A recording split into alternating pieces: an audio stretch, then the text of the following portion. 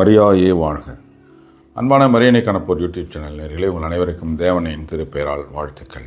மாதாவோடு மாபெரும் ஜூபிலி என்ற ஓராண்டு தொடரில் இருக்கின்றோம். மாதாவை பற்றிய அரிய செய்திகளை தினந்தோறும் மரியணை கணப்போர் சேனல் உங்களுக்கு கொடுத்து கொண்டு வருகிறது. இந்த தொடரில் மாதாவை பற்றிய செய்திகள் உங்களுக்கு தினந்தோறும் வாட்ஸ்அப்பில் வேணும்னா புதுசாக பார்க்குறவங்களுக்கு MMJ அப்படின்னு டைப் பண்ணி உங்களுடைய பெயர், ஊர் இதை கீழே போயிட்டுருக்கிற வாட்ஸ்அப் நம்பருக்கு அனுப்புங்க. தினந்தோறும் மாதாவை பற்றிய வீடியோகள் உங்களுக்கு வாட்ஸ்அப்பில் அனுப்பப்படும்.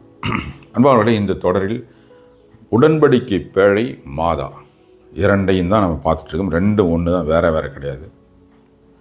அதை பற்றி தான் ஒவ்வொரு நாளும் ஒரு வசனங்களோட கூடிய ஆதாரத்தை நம்ம மாதாவுக்கு பொருத்தி அது உண்மையில் மாதாவும் உடன்படிக்கை பேழையும் ஒன்று தான் அப்படின்னு நம்ம சொல்லிட்டு வரோம். அந்த வகையில் இன்று 2 சாமுவேல் 6வது அதிகாரம் 3வது வசனம் அதில் எப்படி குறிக்கப்பட்டிருக்குது. இதில் ஒரு விஷயம் என்ன வருதுன்னா, இப்போ மாதாவுக்கு தேர்பவனி நாம் நடத்துகிறோம் கத்தோலிக்கர்கள். அந்த தேர்பவனியெல்லாம் குறை சொல்கிற குறுமதியாளர்கள்லாம் நிறைய பேர் இருக்கிறாங்க.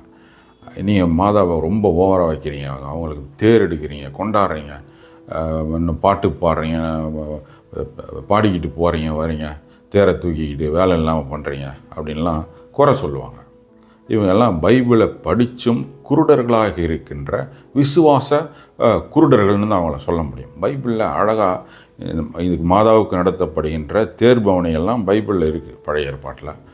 இதெல்லாம் பார்த்து அவங்க படித்து புரிந்து கொள்ள வேண்டும்.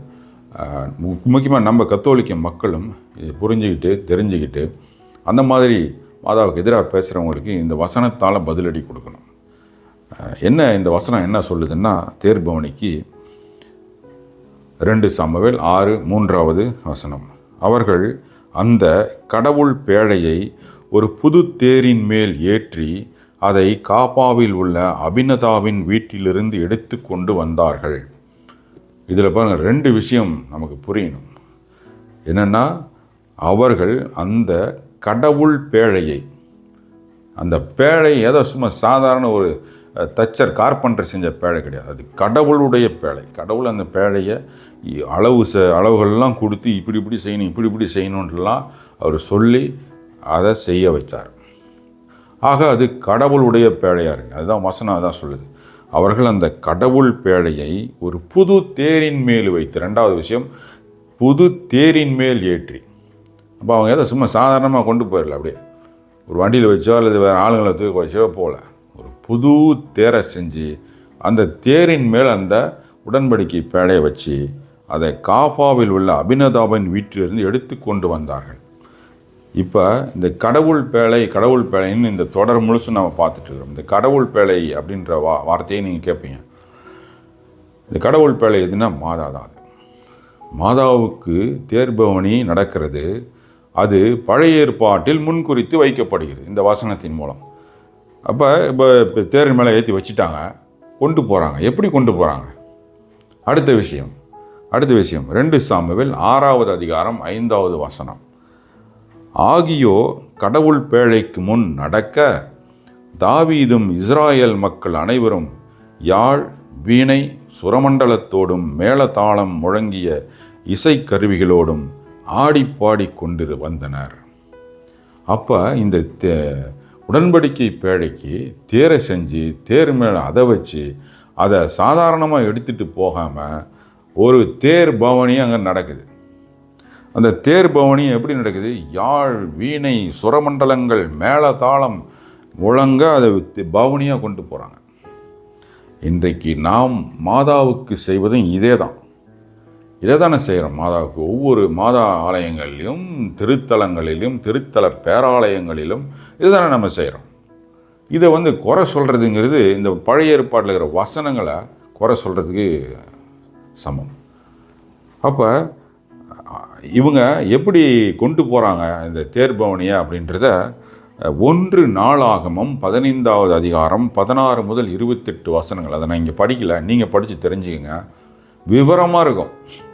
விவரமாக எப்படி அதுக்கு பாடகர் குழு இருந்துச்சு, அந்த பவனிக்கு அதுக்கு ஒரு தலைவர் இருந்தார், என்னென்ன விதவிதமான இசைக்கருவிகள் இருந்துச்சு, எப்படி தேர்பவனி நடந்து கொண்டு போகப்பட்டது, எவ்வளோ கிராண்டாக அதை பவனியை நடத்தியிருக்காங்க. இதெல்லாம் வந்து பார்த்திங்கன்னா 1 நாளாகமும் 15, 16 28 வரைக்கும் இருக்கும். அதை தான் இன்றைக்கு கத்தோலிக்க திருச்சபை தேவ அன்னைக்கு செய்கிறது. மாதாவை தேர்பவனியாக கொண்டு போகிறது ஏதோ மனுஷனுங்க கண்டுபிடிச்சது கிடையாது. இவங்கள என்ன சொல்லுவாங்கன்னா, நீங்கள் இந்துக்களுடைய கலாச்சாரத்தை நீங்கள் கடைபிடிக்கிறீங்க, இந்த தேரெல்லாம் கொண்டு போகிறது அப்படின்னு சொல்லுவாங்க. இந்த அறியாத மூடர்கள், மாதாவுக்கு எதிரிகளாக இருக்கின்றவர்கள், இதெல்லாம் பைபிளில் இருக்குதுங்கிறத அவங்க படிக்கிறதும் இல்லை, படித்தாலும் இதை ஏற்றுக்கிறது இல்லை. இந்த வசனமெல்லாம் பொருந்துறதில்லை அவங்களுக்கு, யோசிக்கிறதே மாட்டாங்க. இதை மாதாவுக்கு செய்கிறாங்க இவங்க கத்தோலிக்கர்கள், அது பைபிள் இருக்குது அப்படின்றது ஏற்றுக்கிறதே இல்லை. அட்டமெண்ட்டு அவ்வளோ ஆங்காரம். இந்த ஆங்காரம் எங்கேருந்து வருதுன்னா பிசாசுக்கிட்டேருந்து வருது. அதனால தான் உனக்கும் பெண்ணுக்கும் உன் வித்துக்கும் அவள் வித்துக்கும் பகையை உண்டாக்குவோம்னு ஆதியாகமம் 3:15 கடவுள் அதை சொல்லியிருக்காரு. இந்த மாதிரியான மாதாவோட எதிரிகளுக்கு தான் அதை சொன்னது. ஆக இந்த வசனம் எதை சொல்லுதுன்னா, இந்த தேர்பவனியை, உடன்படிக்கை பேழையை புதிய ஏற்பாட்டில் மாதாவுக்கும் இன்று கத்தோலிக்க திருச்சபையில் நாம் எடுக்கின்ற மாதாவுக்கான தேர்பவனி கொண்டாட்டங்களுக்கு இந்த வசனங்களெல்லாம் முன்குறித்து வைக்கப்பட்டிருக்கு. அன்பானவர்களே, இந்த மாதிரி வீடியோக்கள் இன்னும் இந்த தொடரில் வருகிறது. மாதாவை, தேர்பவனி, மாதா உடன்படிக்கை பேழை, இதெல்லாம் நம்ம பொருத்தி ஆதாரமாக கொடுத்துட்ருக்குறோம். இந்த வீடியோவை தயவுசெய்து எல்லாருக்கும் ஷேர் செய்து மாதாவினுடைய தூதராக இருந்து மாதாவுக்கான ஆதரவாளர்களாக உங்களை அன்போடு அழைக்கின்றேன். தேவதாயன் மாசற்ற இதயம் போற்றி வணங்கப்படுவதாக. தேவதாய் என்றென்றும் வாழ்த்தப்படுவார்களாக. நன்றி. மரியாயே வாழ்க.